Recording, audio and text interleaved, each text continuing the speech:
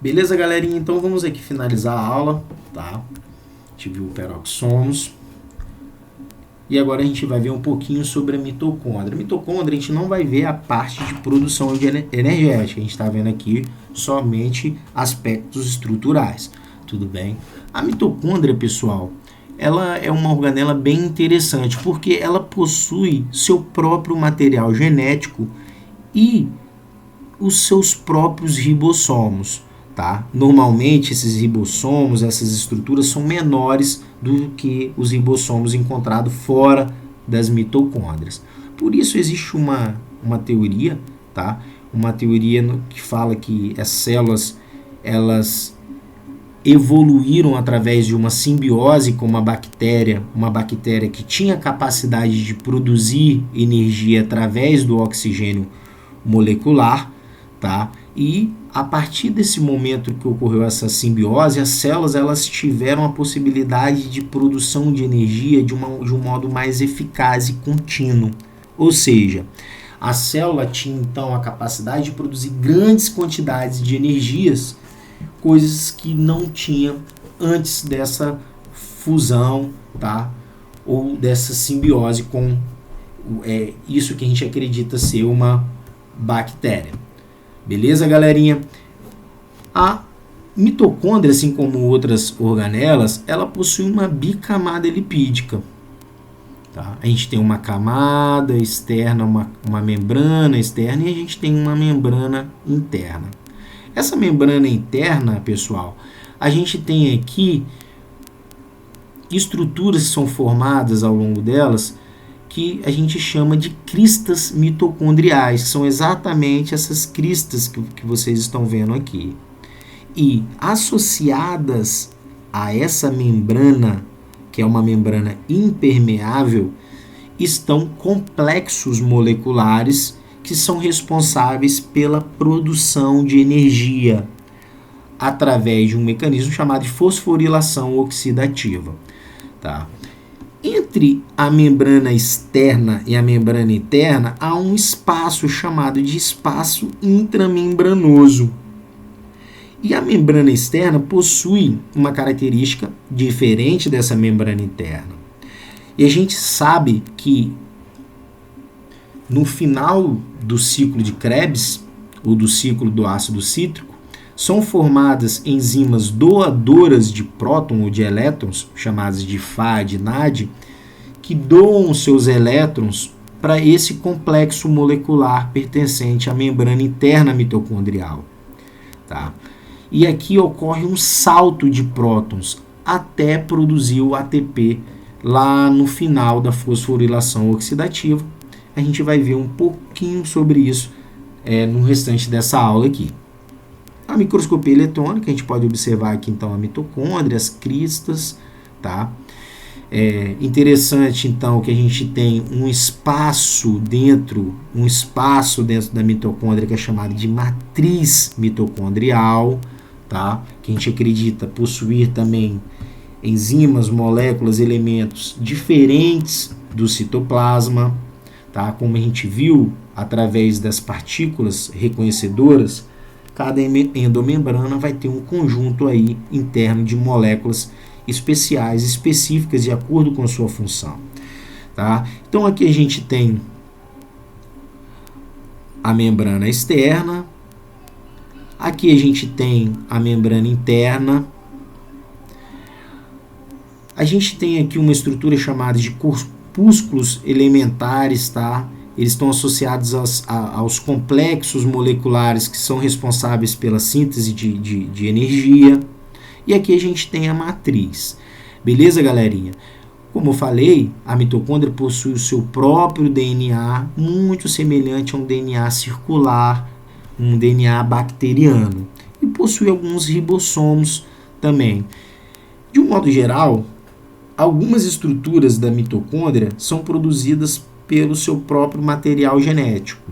Só que quem controla a atividade mitocondrial é o núcleo celular. Tá? Então, o núcleo produz proteínas, como algumas proteínas que têm a capacidade de aumentar a atividade mitocondrial ou de diminuir a atividade mitocondrial, como a PGC, um alfa e inúmeras outras moléculas sinalizatórias que chegam na mitocôndria, diminuem a intensidade de produção de energia ou aumentam a intensidade de produção de energia de acordo com a necessidade fisiológica, tá? Na célula, pessoal, existem sensores de energia, como uma molécula chamada de AMP quinase. Então, quando o nível de energia da célula cai, essa AMP quinase ela é ativada. E quando ela é ativada, ela vai migrar para o núcleo sintetizando genes, tá? E ela também pode direcionar para a mitocôndria, aumentando a atividade mitocondrial. Ou seja, ó, a energia está baixando aqui, eu preciso que você aumente a energia. Isso ocorre, pessoal, só para a gente dar um exemplo, o cara está fazendo exercício físico aeróbico por horas e horas e horas e horas. Uma hora a energia dele vai baixar. Essa energia baixa, ele ativa essa enzima, a AMP quinase. A AMP quinase, pessoal, ela bloqueia uma enzima chamada de mTOR. E a mTOR, ela é responsável pela síntese de proteína. Então, se a pessoa está ali num exercício extenuante, ativa a AMP quinase impede a hipertrofia muscular. Porque a célula precisa, então, reorganizar seus substratos energéticos para a produção de energia, não para a síntese de proteínas. Então, a gente precisa entender mais ou menos essa dinâmica para a gente não ter um conhecimento vago. Tudo bem? Então, a atividade mitocondrial é regulada via núcleo celular. Tá? Algumas estruturas da mitocôndria são produzidas aqui pelo esse próprio material genético. Tá, pessoal? Então, aqui, galerinha, a gente tem 5 complexos moleculares, tá? A gente tem 5 complexos moleculares que vão estar responsáveis pela fosforilação oxidativa, pela produção de energia. O primeiro desse complexo é o NADPH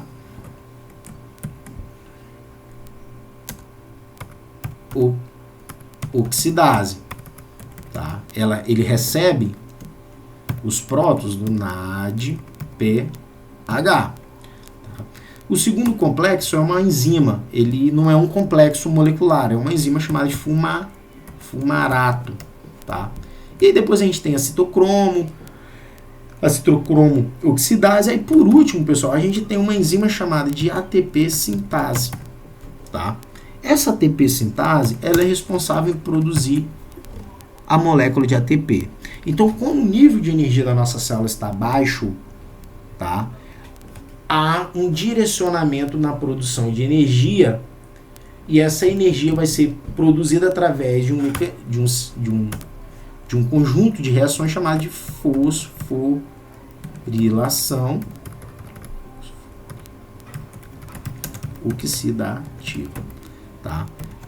Então, não é o tema da nossa aula avaliar toda essa parte de produção energética. A gente está vendo aqui aspectos moleculares, mas é interessante a gente entender, então, aqui dentro, esse conjunto de informações. Beleza, galera? Então, essa membrana externa, ela é mais permeável, tá? Então, as estruturas, elas normalmente vêm aqui, passam por essa membrana, depois elas são carreadas para dentro da luz mitocondrial. Então, existem enzimas que fazem o transporte de material que está aqui entre as membranas para dentro da matriz mitocondrial. Beleza, galera? Então, a gente tem diversas enzimas aí translocadoras, tá? E a gente, às vezes, avalia a presença dessas enzimas em exames médicos, tá? Como as transaminases glutâmicas, pirúvicas. Todas essas transaminases aí, elas são constitutivas aqui das mitocôndrias, tá? Então, elas fazem a translocação de macromoléculas, de aminoácidos, de peptídeos para dentro e para fora da mitocôndria. Assim como a L-carnitina ou a carnitina vai transportar o ácido graxo para dentro da matriz mitocondrial para aqui dentro o ácido graxo sofrer o que a gente chama de ciclo de beta-oxidação, também para produzir energia. Então, há um controle do que entra e o que sai para dentro da mitocôndria.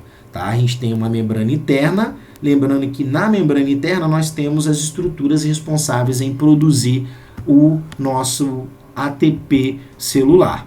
Beleza, galerinha? Depois eu posso até gravar uma aulinha para vocês, tá? Mostrando mais essa parte do metabolismo aeróbico, anaeróbico, que a gente vai ver de fato aí a função mitocondrial em si. Beleza? Aqui, aulinha dentro do contexto da biomol, tá? Da biologia celular, onde a gente não vai avaliar essa parte aí que a gente viu em relação à fosforilação e etc. Dando continuidade aqui, pessoal, a gente tem proteínas, tá? Elas são marcadas com chaperonas, por exemplo, a Heat Shock Protein HSP70. Elas irão aqui marcar essas proteínas, em muitos casos, para elas serem jogadas dentro da matriz mitocondrial, tá? A gente tem aqui a participação da chaperonina, ou da HSP60. Então, existe esse controle do que entra, do que sai. A gente tem proteínas aqui, são chamadas transaminases, ou enzimas que vão translocar moléculas para esse espaço intramembranoso aqui, tá? E é nesse espaço intramembranoso que ocorre o gradiente de prótons, tá? Onde as enzimas doarão prótons aqui, ou elétrons, desculpa, tá? As enzimas doarão os elétrons ao longo lá daquela cadeia da fosforilação oxidativa. Os elétrons irão saltar para dentro e para fora da mitocôndria até chegar lá no final da ATP sintase para a produção, então, energética celular. Aqui a gente tem aqui uma microscopia mostrando essas cristas, tá? Mitocondriais. Aqui a gente tem uma área de núcleo, tá? Os microtúbulos aqui, lembrando os microtúbulos com seu papel importantíssimo aí, tá? E aqui a gente tem um macrossomo. Que célula que é essa daqui, pessoal? Aqui, pessoal, a gente tá vendo uma célula que está sofrendo um processo chamado de espermiogênese, tudo bem? Essa espermatogênese aqui, essa célula, a espermatogônia, ela vai sofrer inúmeras modificações, tá? Até formar um espermatozoide ali maduro, mas ainda não ativo, tudo bem? E quando esse espermatozoide está formado, ele tem essas mitocôndrias aqui associadas à sua estrutura flagelar, porque essa mitocôndria vai produzir energia para o movimento do flagelo, tá? Outra célula que utiliza em boa parte das suas atividades o posicionamento das mitocôndrias são as células do túbulo renal, tá? Então eu vou desenhar aqui. Imagine, pessoal, essa é uma célula do túbulo renal.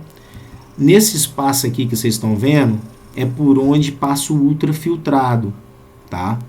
E nessa região aqui, ó, é o espaço intersticial. Então, o espaço intersticial, e aqui é por onde passa lá o líquido que foi filtrado nos glomérulos renais. Quando esse ultrafiltrado passa ao longo dos túbulos, aqui, pessoal, a gente tem uma série de transportadores, canais, tá? Bombas que vão pegar o material que está aqui, ó, passando, e vai levar esse material para dentro da célula renal, e depois a célula renal libera essa substância para o espaço intersticial. Esse transporte, normalmente, ele é acoplado à molécula de sódio. E aqui eu tenho um transporte ativo ocorrendo incansavelmente, tá? Para dar conta do trabalho renal, da função renal. Então, normalmente, eu tenho próximo a essas regiões onde a gente vai ter muito gasto de energia, uma concentração muito grande de mitocôndrias. Então, as células que necessitam de muita energia, de gasto energético constante, elas vão ter uma grande concentração, uma maior concentração de mitocôndrias, tá? E aí, só para a gente ter um reflexo, quando você está ali, um cara sedentário, que está começando a fazer atividade física, os seus músculos, eles não têm uma capacidade mitocondrial de um atleta, tudo bem? Então, você começa a fazer atividade física, você vai adaptando, seus músculos vão adaptando, formando mitocôndrias, distribuindo as mitocôndrias pelos tecidos musculares, tá? E aí você gera uma adaptação àquele exercício físico. Então as mitocôndrias estão associadas aí à produção de energia, tá? A gente está vendo aqui principalmente as coisas relacionadas ao seu aspecto molecular, aspecto estrutural. Então a fosforilação oxidativa, pessoal, não vou entrar nesses detalhes agora, né? De um modo geral, os substratos energéticos são transformados em acetilcoenzima A. A acetilcoenzima A entra no ciclo do ácido cítrico, tá? Esse ciclo do ácido cítrico vai formar duas moléculas que carregam elétrons. São enzimas carregadoras de elétrons, que são o NAD e o FAD. O NAD e o FAD, eles vão liberar seus elétrons aqui na parte interna da membrana mitocondrial, e a partir daqui a gente vai ter o processo de fosforilação oxidativa. Esses elétrons eles irão saltar por esses complexos moleculares, formando então um ATP no final desse processo.